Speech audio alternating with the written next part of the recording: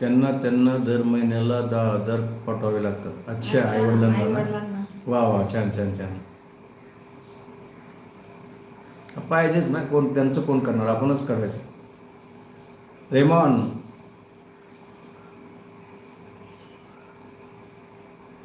Good morning. 24 live असता का काकी तुम्ही?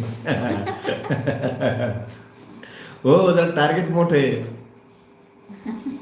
टार्गेट मोठं आहे.